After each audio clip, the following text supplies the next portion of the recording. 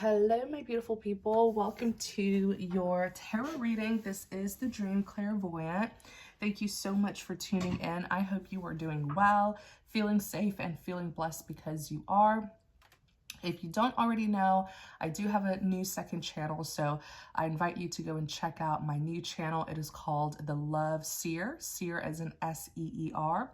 That is where I have been uploading all of the love readings as well as the zodiac sign readings for those of you who are into astrology.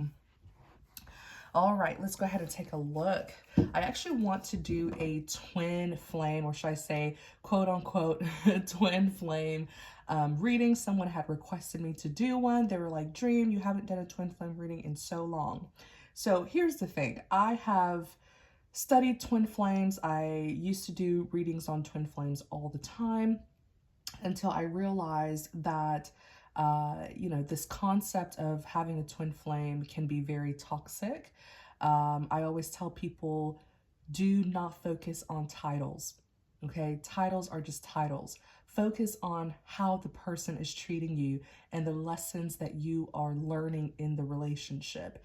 If you ask me what a twin flame is, I do not believe that a twin flame is necessarily the one.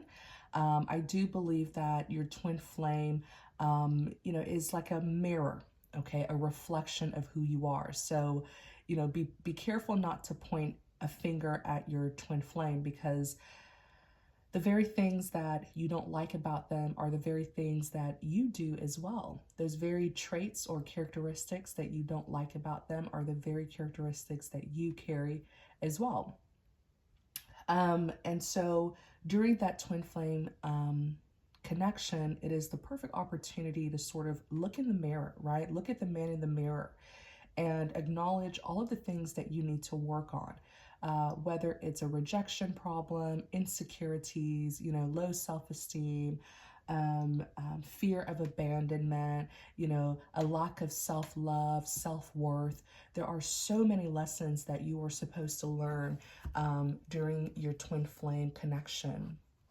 I promise you, it's always more about you than the other person, because we are each on our own individual soul journey here on earth. So even your twin flame is on their own soul journey. All right. So it's really always about you and God. So it's always going to be more about you than the other person. All right. So just keep that in mind. The twins are on different paths. Even when they do meet each other, they're on different paths. So imagine this is your path, okay? This is your path here. One twin is headed in this direction on their own individual pathway. The other twin is headed in this direction on their own individual pathway. At a certain point along their path, they will cross paths, okay? They almost like some kind of intersection, right? That's the crossing point where they will meet each other, but they are on their own individual path. Like I said, one twin is on this pathway headed in this direction. The other twin is in this pathway headed in this direction. At a certain point, they meet each other. That crossing point where they meet each other, why? Why does that take place? What is the significance of that crossing point? Well, like attracts like. Remember that always. Sort of like putting two magnets together. They're bound to attract. Like attracts like. That's like universal law. That crossing point happens because the two of them are most likely at the same vibration. The two of them are going through the same things, the same problems. Okay, so that's why at that point they attract, they cross points. So remember, the crossing point is a point where two people who are at the same vibration cross paths, which means they're both meant to learn the same lesson. There are times in the past where I have spoken to people who are in twin flame dynamics, and they would tell me things like, oh my gosh, Dream, my twin flame, he won't leave his karmic alone. His karmic doesn't love him. His karmic is using him. And then I look at them, I look at that same person, I say, well, you won't leave him alone. He has been mistreating you, he has been toxic, unfair to you, and yet you will not leave him alone. So the same thing that he's doing to his karmic that you just don't like is the same thing that you are doing to him. So again, they tend to mimic each other. The twins are like a mirror, a reflection of each other. And remember, they are on different paths. Oftentimes, the good twin will try to influence the bad twin to switch paths. Like, hey, come on over to my pathway. Come on over to the good side and join me along my path so that we can move forward together. The bad twin will also try to have an influence on the good twin. The bad twin will be like, hey, come on over to the bad side. Let me give you a taste of toxicity, obsession, addiction. You know, that's the bad side. The bad side is full of darkness, and darkness is deceit. So the bad twin will practice a lot of deceit, okay? A lot of manipulation, lying, cheating, you know, conspiring, sabotaging. That's the bad twin. The good twin, who's more so in the light, but, you know, is tempted to go in the dark because they like their twin, right? They like their twin, but really they're on different sides. They're on different sides. And the only way that they can really be together successfully is if the bad twin chooses to cross over onto the light side, onto the good side, onto the good path. That would be what we call healing and deliverance, spiritual healing and deliverance, where we leave the darkness to enter the light, right? The light of God. But if it's the opposite, the opposite where the good twin leaves the light, leaves their good path to go on the bad path, they're both going to head on a very dark pathway, all right, that leads to a lot of pain, a lot of heartbreak, a lot of obsessions, addiction, abuse, you know. Because at this point, the good twin is leaving the light, and the light is God. God is light. The good twin tends to be closer to God than the bad twin. And what happens when you leave God, when you stray away from God, your whole life will regress. So the good twin will notice their life gradually falling apart because they're headed in the wrong direction. Okay, the good twin will notice a lot of conflict, a lot of disaster, a lot of, you know, devastation in their life. And that's God's way of showing, that's a big sign that God doesn't approve of what the good twin is doing. The good twin is meant to be a good influencer, to influence people out of darkness and into the light. But here they go, leaving light, going into darkness. That's backward, that's regression. So that's the only way that twin flames can really be together successfully, is if they both sort of go through that healing and deliverance, and they both choose to be on the good path, the path of righteousness, the path of light, and they work together and they walk, you know, they walk down that path. If you ask me, it doesn't stop at a twin. It just doesn't. I believe that we have what I call a higher level soulmate. Your twin could easily be a catalyst, because if you are willing to look at yourself, right, reflect on yourself and learn the lesson and change your behavior, right, put an end to any unhealthy behavior, habits, mindset, mentality, you transform, right? As you say goodbye to your old self, you will transform. And as you transform, you will heal. And that's how you will progress along your spiritual journey, and you end up meeting a much better soulmate, your higher level soulmate. So your twin is really a catalyst, or they're supposed to be a catalyst. They're supposed to show you all of the things that you need to work on about yourself. So once you do the work, you end up spiritually growing to meet the one, your true love. So I do want to remind you guys, it doesn't stop at your twin flame. All right, let's go ahead and get started. Let us see what's going on in this twin flame dynamic.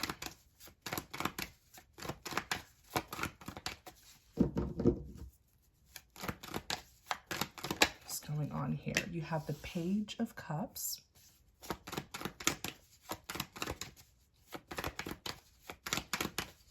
going on here in this twin flame relationship?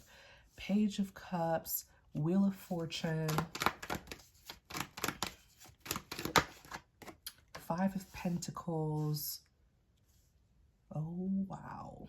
Okay, so Page of Cups. Pages in tarot are all about communication, news, messages. Clarify the Page of Cups. The Death card, which is in the reverse. Ooh, Ten of Pentacles.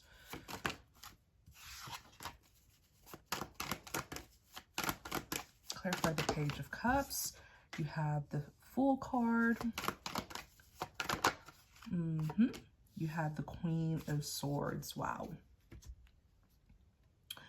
I feel like this particular twin flame dynamic that's showing up here, because of course everyone's, everyone's relationship is going to be different. So if this message doesn't resonate with you, it just means that your twin flame relationship is not the energy that I'm picking up on in this reading, but that's okay. Excuse me. That's okay. I will, try to keep up with these twin flame readings if that's what you guys want. Excuse me. But this particular twin flame connection here, I don't feel like it's a new one. Okay. I feel like this has been ongoing, this twin flame relationship. This is like a continuation. Okay. It could even be that this has been going on for quite a long time now. So it's definitely not a new relationship. And I say that because I see the masculine is trying to start over, okay, on a clean slate. And he's a bit uncomfortable, okay? He's a bit uncomfortable with this because it's drastically different from the life that he knows. So I do feel like this is a masculine who is... and I know that many people will say, oh, this is my divine masculine. Well, the truth is, the word divine means to be like God, right? Like the divine, who is God. So it is to be godly. If you know that your twin, your partner isn't godly, then stop calling them divine, okay? And that's why I keep on telling you guys, stop focusing so much on titles, because it can really lead you astray, and it can cause you to start, making all sorts of justifications for a toxic relationship. Like, oh, he mistreats me, but that's my twin, right? I have to stay with him. We have to go through this. That is toxic. That is so very toxic. But let's just continue this reading here. This particular masculine is doing a washing. What is it called? Like a... like washing away his sins, right? Which is just something that I'm symbolically saying.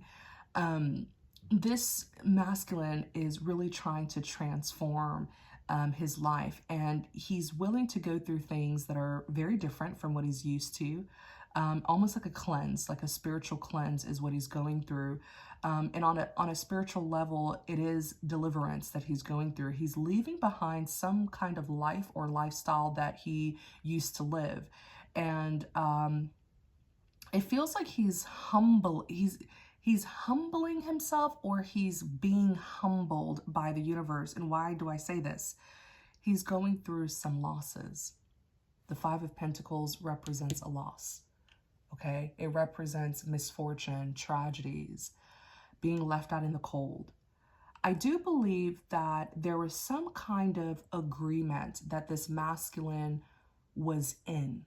Okay, in the past, it's almost like a contract that he was in. And I do see that this contract was a literal contract, but it also had a spiritual significance. So it was also a spiritual contract. It was this agreement between him and another person, okay, where as long as he did what he was told to do, right? As long as he followed the rules of this person, or it could have even been like some kind of entity, that he was in an agreement with, like a business entity, right? Like a company, a job, an organization. So if it's not a person who he was in an agreement with, it was a business entity, all right? Like some sort of organization that he was connected to. And there was this agreement that as long as he, follows their law and he does what he's told to do, he will get the finer things in life. Because I do see him being very well accommodated, like even from his house. I believe this masculine here, he lived in a really nice house. He drove a really nice car. He had all this, luxury and privileges. But then he later realized that his free will was being compromised, because the moment he stopped being obedient to this person or this entity, okay, this organization, we'll call it, the moment he stopped,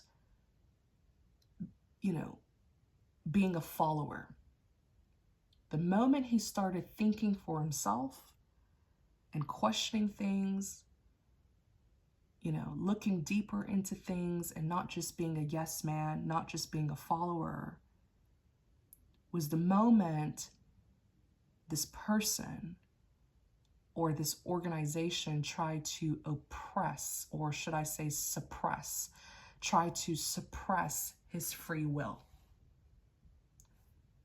Things became very restricting. Okay, the more he tried to think for himself and do for himself and lead himself, this person or organization tried to restrict him. And it became suffocating, almost like he was being punished. And that's when he started to really question everything. And he started waking up. And he started seeing that perhaps this isn't the way to live life. Perhaps it was all an illusion, a perfect illusion. Perhaps he was deceived into believing that he had freedom because of the money that they were giving him, because of the privileges, the superficial materialistic privileges and luxuries that they were giving him, created this false sense of freedom. It's like when people say the more money you have, the more freedom, which is true. But if the money is coming from a person or an organization, the moment you get on that person's bad side or on that organization's bad side is the moment, right, they start perhaps withholding money from you. You see, so money does give us freedom, but the source of that money is what's important. Where is the money coming from? Who is the money coming from? Eventually, this person realized that they didn't really have freedom, and they started to sort of feel enslaved. Okay, which isn't a surprise, because that is how people will feel when there is a particular sin that they can't seem to let go of, a sinful lifestyle, whether it's greed, lust, that they can't seem to let go of. They will eventually feel like a slave to greed, to lust. And so living a sinful life does ultimately create that feeling of enslavement, imprisonment, feeling trapped, okay, feeling bound, feeling restricted. This masculine had a massive wake-up call that perhaps whoever they were following or whatever they were following, whether it's a person, whether it's an organization, whoever they were following, whatever they were following was leading them down the wrong path. It's almost like an epiphany that this masculine had. This enlightenment. And now fast forward to now, this masculine is trying to adjust.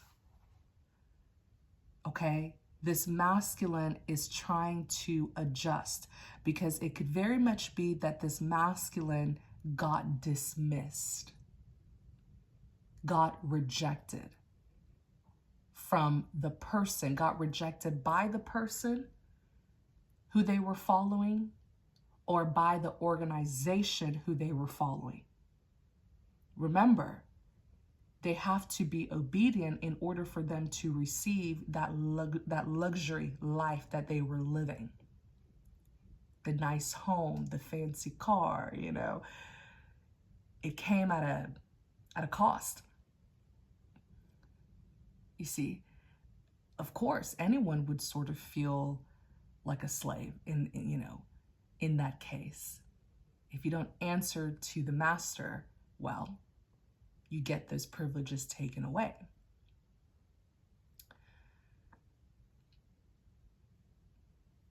This masculine is showing up as the Page of Cups. He's trying to like his new life. I do believe that in a way he may have downgraded. So it could be that this masculine was living in this really nice house, but it got taken away from him. He lost it. But not everything that we lose is really a loss. And that is what this masculine should understand. Perhaps whatever this person or these people were giving him, God is going to give him more. And this time is going to come from God himself. It's not going to come from a person. Because when you rely on people instead of God, people tend to hold things over your head. You have to go by their rule. Versus when you allow God to bless you, all he's asking for in return is for you to glorify him, for you to worship him, praise him, for you to serve him and him alone. That is what he's asking.